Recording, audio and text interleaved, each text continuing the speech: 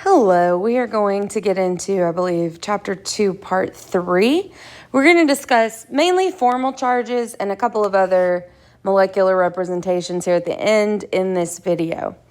Now, nothing that we discuss in this video or in organic is really going to change what you learned about formal charges in general chemistry. It's just we deal with such a small portion of the periodic table that there are some common bonding patterns that are they're just worth memorizing. We're really dealing with carbon, nitrogen, oxygen, and our halogens most of the time.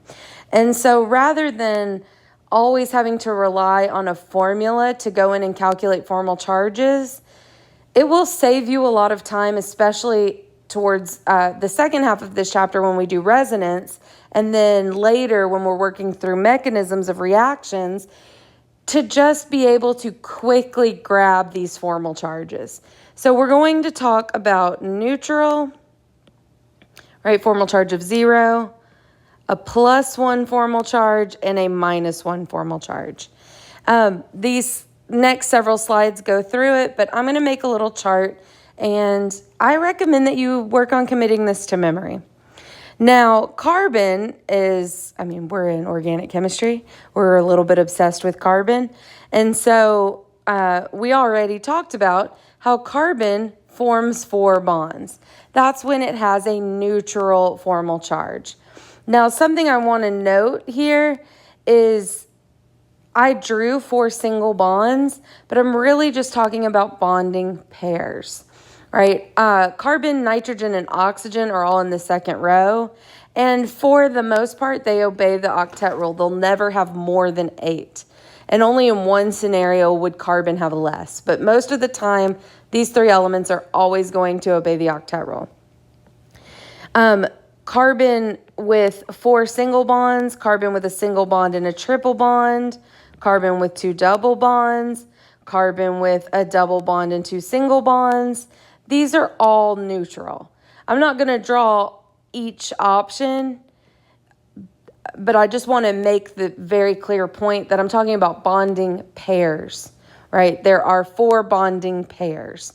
Okay, now when carbon loses access to some of those electrons, right, it's going to get a positive charge.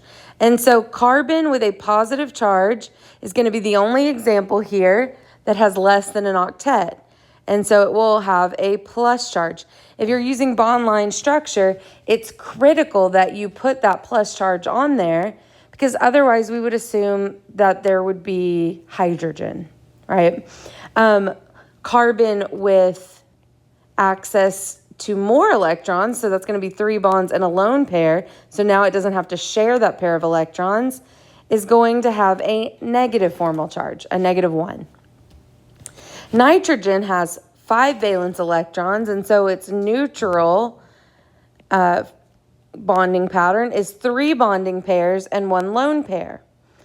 It has to share that lone pair when we go to a positive formal charge. So nitrogen with 4 bonds, think about that ammonium ion you learned about in Gen Chem, is going to have a plus charge.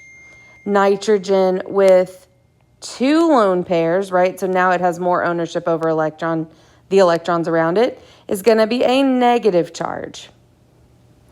Oxygen has 6 valence electrons, and you're probably pretty familiar with its common bonding pattern because you've looked at water probably 1,000 times by now, is going to have 2 bonding pairs, 2 lone pairs. We're going to utilize oxygen ions quite a bit, and so it's important to know that if it has to share one of those lone pairs so that it has 3 bonds and 1 lone pair, it will get a positive charge. If oxygen has 1 bonding pair and 3 lone pairs, it will be a negative charge. Now, our halogens, even though when we get to chlorine, bromine, and iodine, they are further down in the periodic table, when we're dealing with them in organic molecules, they mostly obey, not obey. We're going to see these 3 common bonding these 3 common bonding patterns the most? Okay.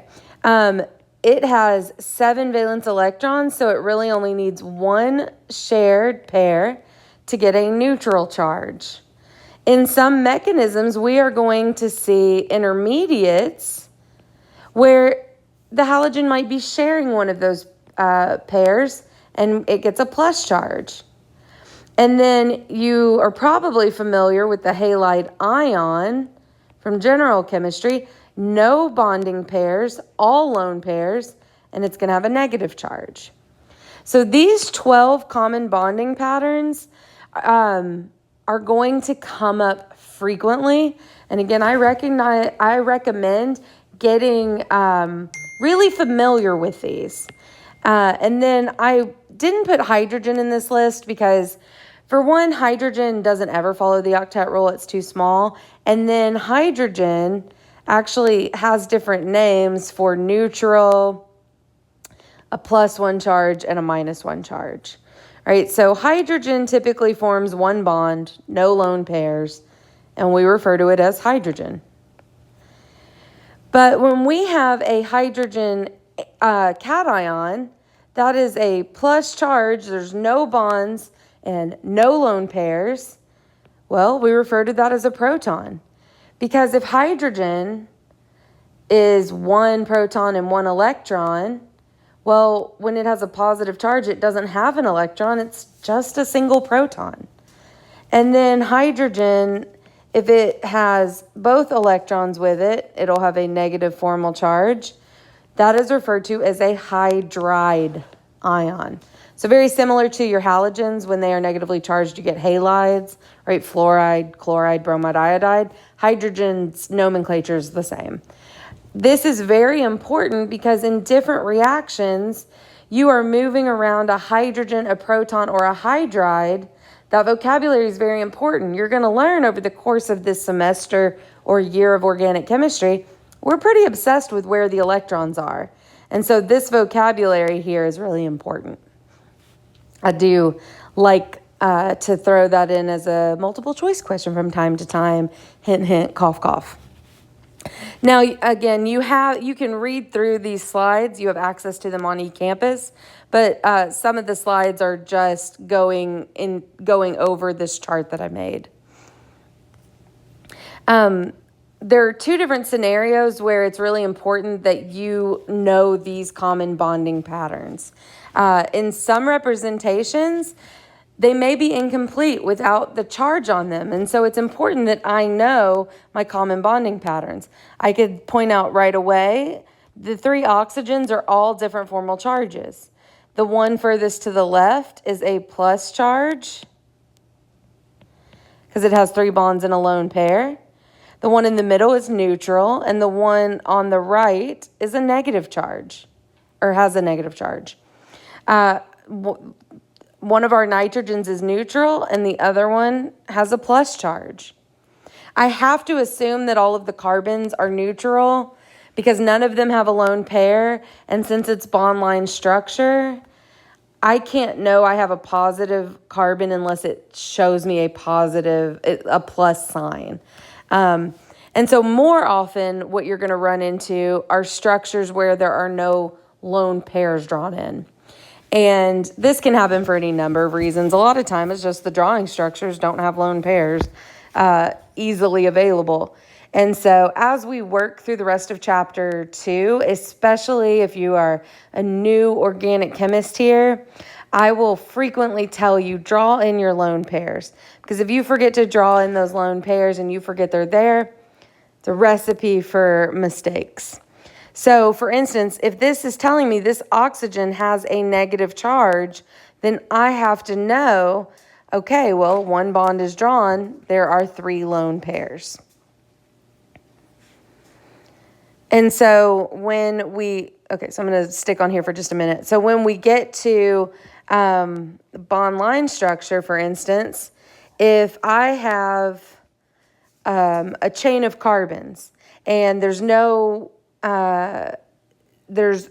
charges and no lone pairs, and then I assume that there are 3 hydrogens here, 2, 2, 2, and 3.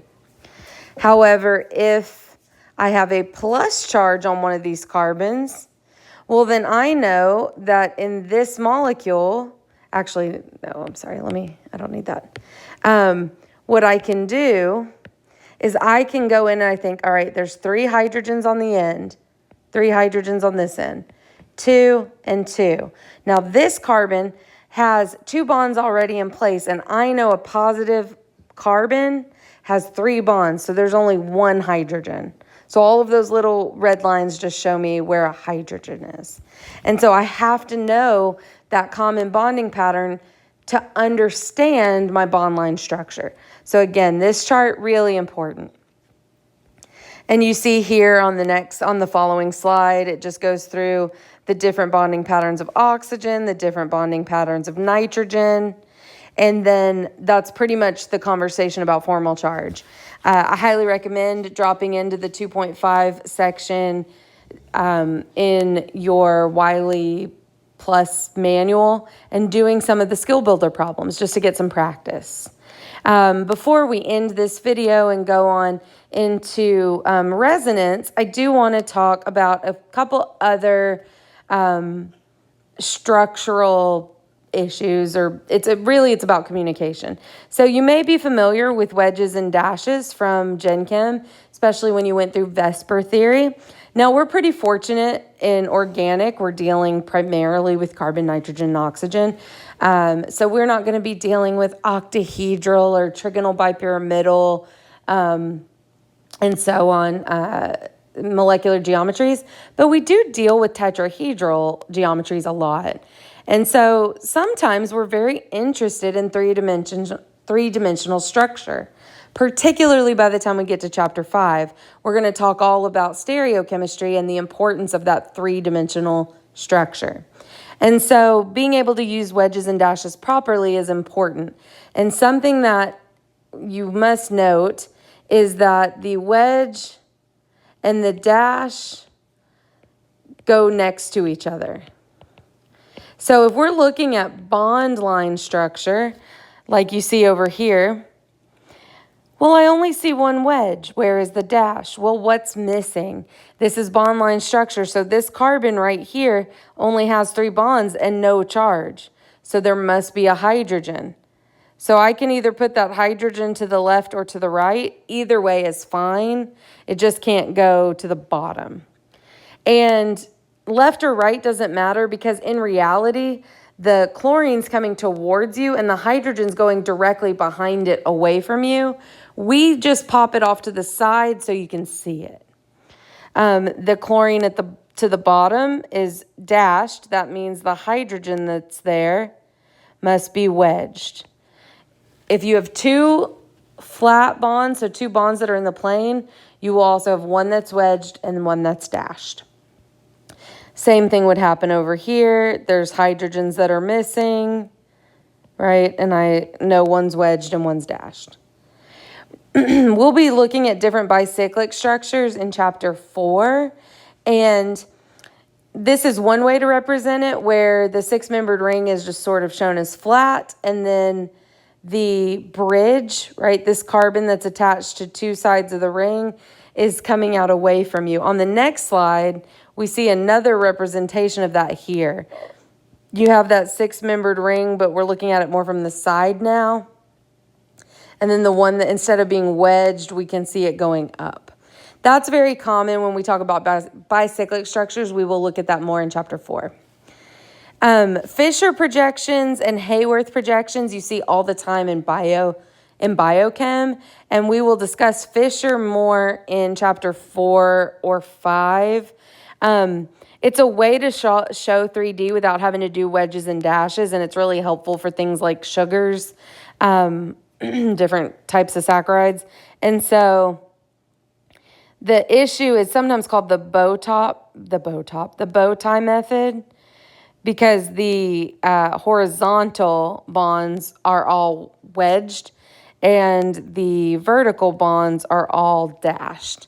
So we will revisit Fisher in a couple chapters. Hayworth you see a lot throughout the book. I don't tend to use Hayworth projections, but it's just an alternate way of, so like what they have there, if we were looking at it flat, we might want to say that that OH is coming towards us and the bromine is going away from us. And so if we draw the ring flat, we have to use wedges and dashes. But this is sort of like we took that ring and we tilted it back, and now there's a top side and a bottom side instead of a wedge and a dash. It's just another way to do 3D representation. And the next video, we will get into resonance. See you there. Thank you. Bye.